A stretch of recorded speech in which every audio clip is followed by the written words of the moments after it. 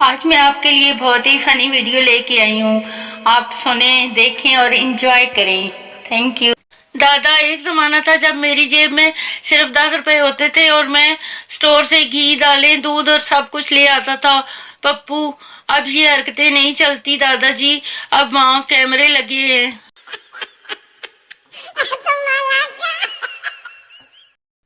Teacher, آج تم late کیوں آئے ہو؟ تمہیں پتہ بھی ہے اسکول 7 بجے شروع ہو جاتا ہے. پپو، مس آپ میری اتنی فکر نہ کیا کریں، لوگ بہت شک کرتے ہیں.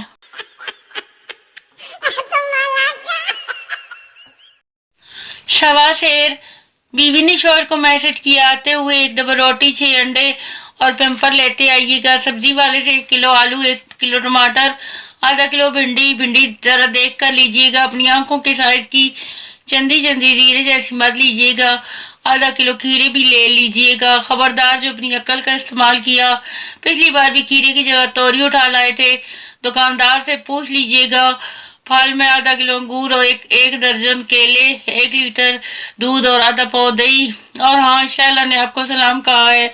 شوہر کا فوراً جواب آیا، کون شیلا؟ بیوی نے جواب لکھا، کوئی نہیں، بس چیک کرنے کے لیے لکھا تھا کہ آپ نے میسج پڑھا کہ نہیں. عموماً جب اتنے کام بتاتی ہوں تو آپ بہانہ کر دیتے ہیں کہ میسج نہیں دیکھا تھا.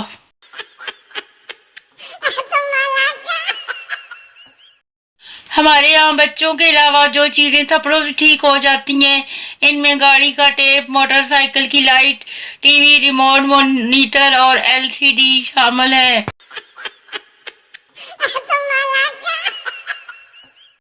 سرکاری اسپتال کا مطلب ہے کہ جان سے ہاتھ دھونا، اور پرائیویٹ اسپتال کا مطلب ہے کہ اپنے کل سرمایے سے ہاتھ دھونا. اس لیے بار بار ہاتھ دھوتے رہیے تاکہ آپ کو ان چیزوں سے ہاتھ نہ دھونا پڑے.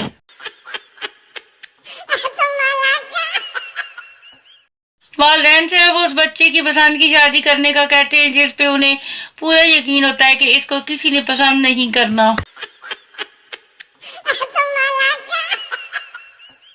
ایک لڑکے کو امتحان میں کچھ نہیں آتا تھا. اس نے ایسی لائن لگا دی اور کہا، برائے مہربانی اسکریچ کر کے جواب پڑھ لیں.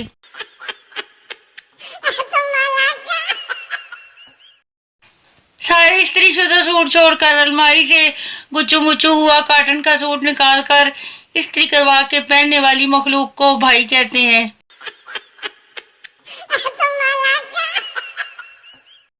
بیوی شوہر سے، میری شادی تو پڑھائی کی وجہ سے لیٹ ہوئی، آپ کی شادی کیوں لیٹ ہوئی؟ شوہر، میں صدقہ بہت دیا کرتا تھا. بیوی، صدقے سے شادی کا کیا تعلق؟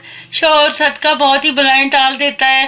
بس اسی سال مصروفیت کی وجہ سے صدقہ نہیں دیا گیا تو ہو گئی میری شادی.